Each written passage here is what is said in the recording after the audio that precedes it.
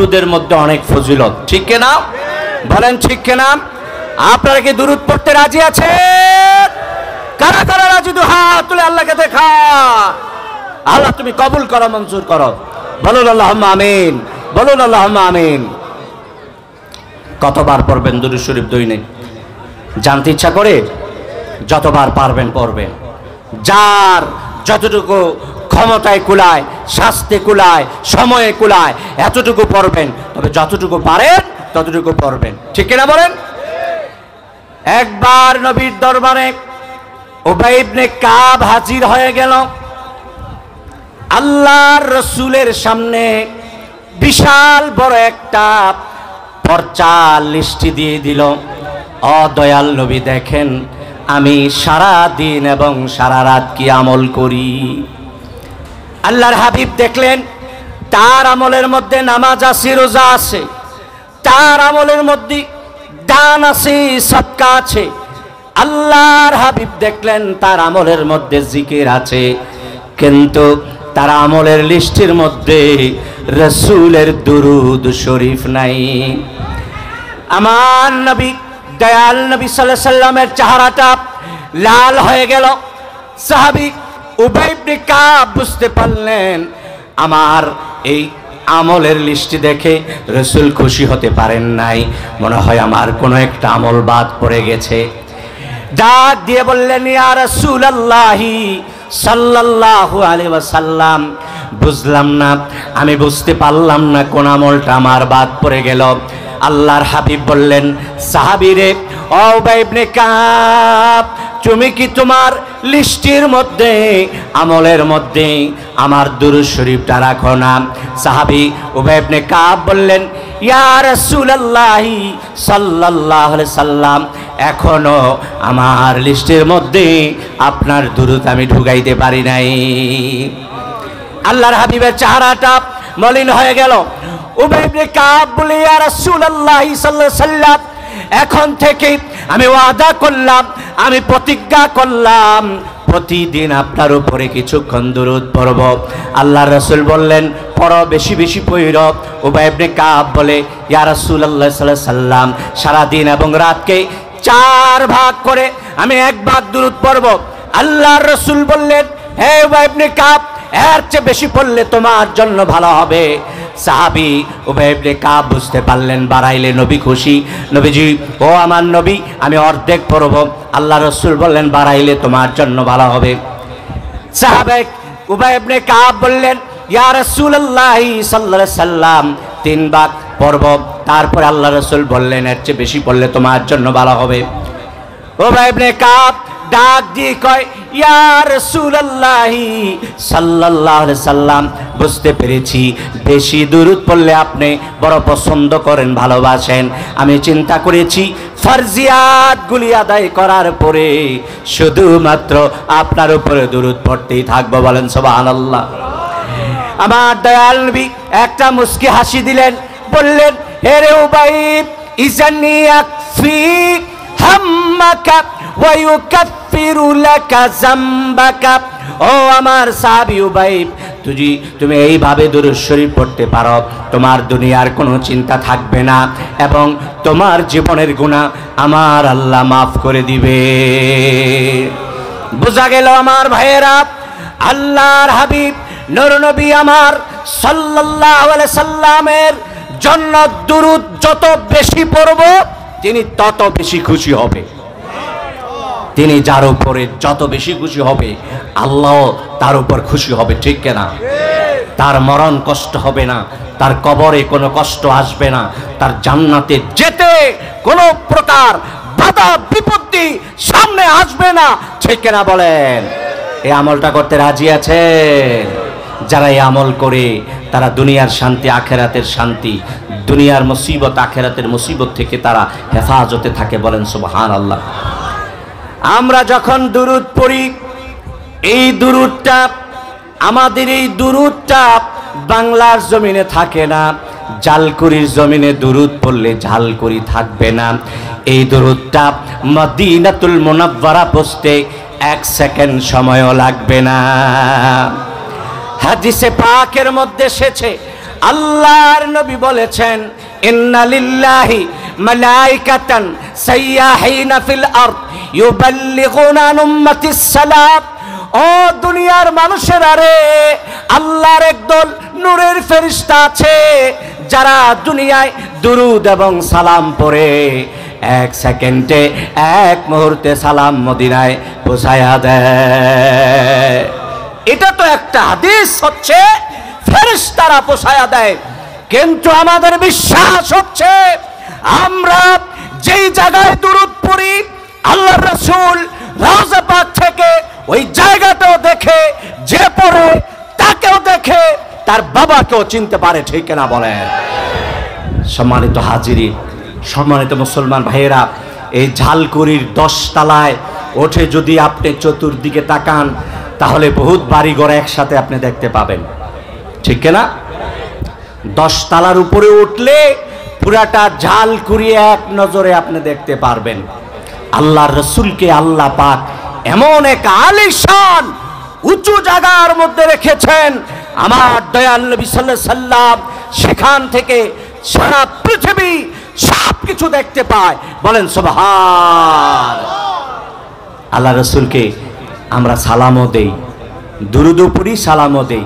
আল্লাহ পাক বলেছেন দুরূদ পড়তে, সালাম দিতে, আবার সাথে সাথে বলেছেন যে আমিও পড়ি ফেরেশতাদেরকে দুরূদ লইয়া দুরূদ এবং আমিও সালাম দেই। বলেন সুবহানাল্লাহ।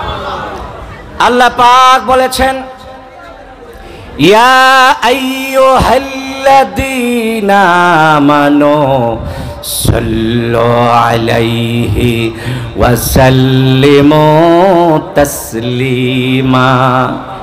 হে ইমানদারেরা, আমি দুরূদ পড়ি, সালাম দেই, তোমরা দুরূদ পড়ো, সালাম দাও, তবে আদবের সাথে দিবা, এমন কাইফিয়তে দিবা না যেই কাইফিয়তে, যে অবস্থায় দিলে বেয়াদবি মনে হয়, ঠিক না? আপনি কিভাবে সালাম দিলেন, কি অবস্থায় সালাম দিলেন, কতটুকু সালাম দিলেন, এই সালাম আপনি দেওয়ার সাথে সাথে আমার কাছে পৌঁছতে দেরি হয়, কিন্তু রওজায় পৌঁছতে দেরি হয় না, ঠিক না বলেন? আজকে আমরা অনেকে বলি, অনেকের বিশ্বাস বাংলার জমিন থেকে সালাম দেওয়া যাবে না। জোরে বলেন নাউজুবিল্লাহ। সালাম দিতে হলে নাকি মদিনায় যেতে হবে। সবার তো আর টাকা পয়সা নাই মদিনায় যাওয়ার, ঠিক কিনা বলেন? যদিও প্রেম থাকলে, ভালোবাসা থাকলে মদিনায় যাইতে টাকা লাগে, কথা বলে না। প্রেম আর ভালোবাসা থাকলে মদিনায় যাইতে টাকা লাগবে না, কারণ টাকার মালিককে আহমদ কবির রেফাই রহমতুল্লাহ আলাই যদি 70,000 মুরিদান নিয়ে একসাথে মদিনার রওজা পাকে যেতে পারে, আমরা কি 2-4 জন যেতে পারবো না? লাগবে কি ভালোবাসা, ঠিক না? টাকা লাগবে না, টাকার ব্যবস্থা করবে কে? পয়সা লাগবে না, পয়সার ব্যবস্থা করে দিবে কে? আল্লাহর কাছে সব আছে। ইন্নাল্লাহা গানিয়ুন ওয়া আনতুম ফুকারা। আল্লাহ বলেছেন আমি ধনী, তোমরা সবাই ফকির। আলহামদুলিল্লাহ পড়ে। আপনারা কি ধনী? ব্যবসা করেন, অনেক বড় ব্যবসায়ী হয়ে গেছেন, আল্লাহর কাছে আপনি ফকির। আপনি অনেক বড় বক্তা হয়েছেন, আপনি আল্লাহর কাছে ফকির। অনেক বড় পীর হয়েছেন, আপনি আল্লাহর কাছে ফকির, ঠিক না বলেন? আপনার ক্ষমতা আছে, টাকা আছে, পয়সা আছে, কিন্তু আপনি আমার আল্লাহর কাছে কিছুই না, আপনি ফকির ছাড়া আর কিছুই না, ঠিক না বলেন? আপনি যদি চাওয়ার মতো আল্লাহর কাছে চাইতে পারেন, আল্লাহ পাক ব্যবস্থা করে দিবে, ঠিক না বলেন?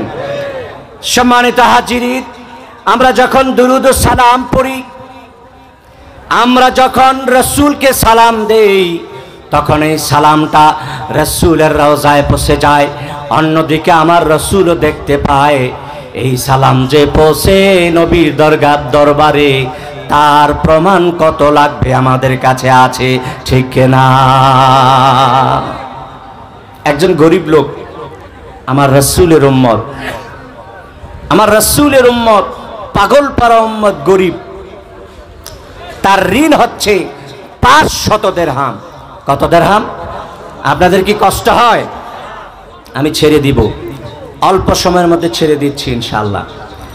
500 দিরহাম ঋণ নিয়ে ওই গরিব লোকটা বড় অসহায়ত্বের মধ্যে ছিল। হঠাৎ করে তার পেরেশানি আল্লাহ রাসূল সাল্লাল্লাহু আলাইহি ওয়াসাল্লাম জানতে পেরে আমার রাসূল লক্ষ্য করে ঘুমের ঘরে তার কাছে আসলেন। সুবহানাল্লাহ কইতে ইচ্ছা করে না? কোন দিকে তাকায় রইছেন? আকাশের দিকে? কথা বলে না। কোন দিকে তাকায় রইছেন? খালের দিকে? খালে তো পচা পানি আছে। আমার দিকে তাকান, স্টেজের দিকে তাকান। এদিকে তাকাইলে প্রতিটা নজরে সওয়াব পাইবেন। সম্মানিত হাজিরিন, 500 দিরহাম ঋণ নিয়ে পেরেশান রাসূলের উম্মত। রাসূল তো রওজা পাক থেকে দিদার দিয়ে দিছে, ঠিক না? তার ঘুমের ঘরে, তার ঘরে হাজির। গরিবের ঘরে রাজা আসলে গরিবের অবস্থাটা কি হয়? উম্মতের ঘরে, গরিব উম্মতের ঘরে নবী আসলে উম্মত পেরেশান হয়ে যায়। বলেন সুবহানাল্লাহ। আল্লাহ রাসূল এসে তাকে বললেন, উম্মত রে আমার, তোমার পেরেশানি আমার বরদাস্ত হচ্ছে না। যাও যাও, নিশাপুরে একজন আমার আশেক আছে, কোটি কোটি টাকার মালিক, আবুল হাসান কায়সানির দরবারে যাও। তার কাছে যাইয়া বলবা তুমি 500 দিরহাম ঋণগ্রস্ত, সে যেন তোমাকে এই টাকাটা দিরহাম দিয়ে দেয়। যাইয়া কইবা নবী বলছে আমি 500 দিরহাম ঋণে আছি, আপনাকে পরিশোধ করে দিতে। সুবহানাল্লাহ কইতেন না? গরিব লোক টাকায়, হুজুর সে তো অনেক ধনী মানুষ, তার নাম শুনছি, আমি গেলেই তো আমাকে দিয়ে দিবে না। আমি যাইয়া যখন বলবো নবী বলছে, সে আমাকে জিজ্ঞেস করবে যে নবী যে বলছে এটার প্রমাণটা কি? প্রমাণ দেখাও, নাইলে তো তুমি মিথ্যা কথা বলেও টাকা নিতে পারো। আল্লাহর হাবিব সাল্লাল্লাহু আলাইহি ওয়াসাল্লাম বললেন, যা উম্মত যা, তার কাছে যাইয়া বলবি প্রমাণ স্বরূপ সে প্রতিদিন রাতে শোয়ার সময় 100 বার আমার উপর দুরূদ পড়ে, কিন্তু গত রাতে সে 100 বার পড়তে ভুলে গেছিল, মানে দুরূদই পড়ে নাই। আজকে যাইয়া বলবি কালকে আপনি 100 বার দুরূদ পড়ার কথা ছিল, আপনি পড়েন নাই। দুনিয়ার কোনো মানুষ জানে না, নবী জানে। নবী আমারে বলছে, এই কারণে আমি বলতে পারছি। বলেন সুবহানাল্লাহ। আরেকবার বলেন আল্লাহু আকবার। এই গরিব লোকটা আবুল হাসান কায়সানির দরবারে আইসা কোনো পথঘাট খুঁজা পায় না। বড় লোকের বাড়ি না, বড় লোকের বাড়িতে এত সহজে ঢোকা যায়? অনেক কষ্ট করে আবুল হাসান কায়সানি রহমতুল্লাহ আলাইহি ঘরে ঢুকছে। যায় কয়, হুজুর আপনি ধনী মানুষ, আমি গরিব মানুষ, 500 দিরহাম ঋণে আছি, আপনি যদি আমাকে দিতেন ভালো হইতো। আর রসুল সুপারিশ করছে, রসুল বলছে আপনি আমার ঋণটা পরিশোধ করে দিতেন। আবুল হাসান কায়সানি বলে, রসুল যে বলছে প্রমাণ কি? কই প্রমাণ লাগবে, আপনি প্রতিদিন প্রতি রাতে আপনি 100 বার দুরূদ শরীফ পড়েন, গত রাতে যে পড়েন নাই এটা দুনিয়ার কোনো মানুষ জানে না, নবী কিন্তু জানে। সুবহানাল্লাহ পড়বেন না? আবুল হাসান কায়সানি রহমতুল্লাহ আলাইহি অবাক হয়ে গেলেন। নিশ্চয়ই তুমি সত্য বলেছ, এতে কোনো সন্দেহ নাই রে, এতে কোনো সন্দেহ নাই। কারণ আমি যে প্রতিদিন দুরূদ পড়ি দুনিয়ার কোনো মানুষ জানে না, আবার গত রাত যে পড়তে পারি না এটাও তো কেউ জানে না। তুমি যেহেতু জেনেছ, এটাই প্রমাণ হলো নবী তোমারে আমার কাছে পাঠাইছে। খাদেম আর গোলামকে ডাক দিয়ে বললেন, গোলাম যাও তাকে 2500 দিরহাম দিয়ে দাও। কয় হুজুর আমি তো 500 দিরহাম চাইছি, নবী বলছে 500 দিরহাম দিতে, আপনি 2500 দিবেন। এত টাকা এত দিরহাম কেন দিবেন? কয় নবী বলছে 500 দিতে, এই 500 দিলাম। আর তুমি যে নবীর দরবার থেকে খবর নিয়ে আসছো, নবী যে আমাকে চিনে, এই সুসংবাদ যে তুমি নিয়ে আসছো, এই কারণে তোমারে আরো 1000 দিয়ে দিলাম। বলে সুবহানাল্লাহ। আর তুমি যে আমার কাছে কষ্ট করে এসেছো, এই কারণে আরো 1000। যতদিন আসবা তুমি নবীর মেহমান, ততদিন আমার দরবার থেকে তুমি খালি যাইবা না। বলে সুবহানাল্লাহ। তাকবীর, আরে রিসালাত, বানিয়াপাড়া পীর সাহেব কেবলা। সম্মানিত হাজিরিন, আপনারা কি বুঝতে পারলেন? আপনাদেরকে আমি বুঝাইতে চেষ্টা করেছি, রাসূলের উপরে যতবার দুরূদ পড়বেন ততবারের খবর রাসূলের কাছে আছে। শুধু আপনার চেহারা নয়, আপনার যেই বাবা কবরে চলে গেছে ওই বাবার চেহারা সহ রাসূল চিনে, জানে এবং বলতে পারে। বলেন সুবহান। আমরা অন্ধ নবীর উম্মত নই, ঠিক না?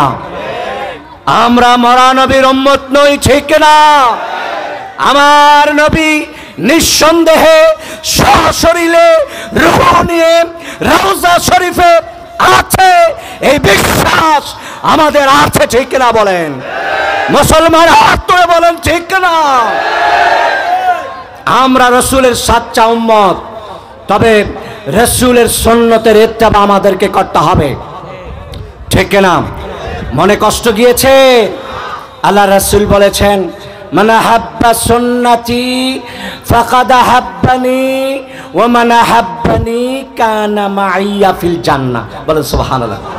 ১৫০০ বছর আগে সাহাবায়ে কেরাম যারা রাসূলকে ভালোবেসেছে, রাসূলের দরবারে যায় বলেছে, ইয়া রাসূলুল্লাহ ইন্নী উহিব্বুকা, আমি আপনাকে ভালোবাসি, আপনার জন্য জান প্রাণ সব কিছু তারা বলতে পারত, আমরা পারি না, ঠিক না? বলেন। কিন্তু আমরা মাহরুম নই। এখনো আল্লাহর রাসূল বলেছেন, যারা আমার সুন্নতকে ভালোবাসবে তারা যেন আমাকে বাসলো। সুবহানাল্লাহ কইতেন না? আর যারা আমাকে ভালোবাসলো আমার সাথে আল্লাহর বেহেশতের ভিতরে থাকবে। বলেন সুবহান। আমরা মনে করি যে আমরাও রসুলের জমানায় থাকলে রসুলকে ভালোবাসতাম সাহাবায়ে কেরামের মতো, এই কথাটা আমরা অনেকেই বলি। কিন্তু আমার ভাইয়েরা, আমরা সাহাবায়ে কেরামের ভালোবাসার সাথে তুলনা করতে চাই না। আমরা থাকলেও হয়তো তাদের থেকে কম ভালোবাসা দিতে পারতাম। সাহাবায়ে কেরামের মর্যাদা ভিন্ন ছিল, ঠিক না? বলেন। সাহাবায়ে কেরাম তারা ছিলেন রসুলের সাথী, তারা ছিলেন রসুলের অনেকে বংশের, অনেকে আওলাদের রসুল ছিলেন। তারা রসুলকে এত বেশি ভালোবাসা দিয়েছে, তার কোনো সীমা রেখা আমাদের কাছে নাই, ঠিক না? বলেন। এই কারণে সাহাবায়ে কেরামদেরকে গালিগালাজ করা যাবে না, ঠিক না? বলেন। সাহাবায়ে কেরাম সবাই আমাদের জন্য আকাশের নক্ষত্রের মতো, তাদের যাকে ইত্তেবা করব আমরা জান্নাতের রাস্তা পেয়ে যাব। বলেন সুবহানাল্লাহ। ভাইয়ের আমার, আলোচনা আর দীর্ঘ করব না, কিছুক্ষণের মধ্যে শেষ করে দিব। শেষ সময় বিদায় বেলা অনুরোধ করে যাচ্ছি, অন্তরে নবীর ভালোবাসা লালন করবেন, নবীর উপরে দুরূদ পড়বেন, কোনো মুসিবতে পড়বেন না, কোনো বিপদে পড়বেন না, সমস্ত মুসিবত থেকে আল্লাহ উদ্ধার করে দিবে। দুরূদ পড়তে কি রাজি? সবাই রাজি? আল্লাহ তুমি তো দেখতেছো আমরা রসুলের পাগল, সাহাবায়ে কেরাম যেমনে ভালোবাসছে এমনি ভালোবাসতে চাই, যদিও আমরা পারবো না। ছোট্ট একটি কথা আপনাদেরকে বলে দিই, একজন মনে করত যে নবীর যুগে থাকলে সাহাবায়ে কেরামের জন্য ভালোবাসতাম। হঠাৎ করে সে স্বপ্নে যোগে দেখলো যে একজন সাহাবীর সাথে দাঁড়িয়ে দাঁড়িয়ে কথা বলছে। সুবহানাল্লাহ। কোন সাহাবীর সাথে কি করছে? দাঁড়িয়ে দাঁড়িয়ে কথা বলছে। এমন সময় খবর আসছে যে নবী আসতেছে। তো সাহাবী নবীকে দেখে নবীর গাড়ির নিচে বিছানার মতো শুয়ে পড়ছে, শহীদ হয়ে গেছে নবীর জন্য, কিন্তু সাধারণ মানুষ হতে পারে না। সম্মানিত হাজিরিন, আল্লাহ যেন নবীর আশেক বানায় দেয়। বলেন আমিন।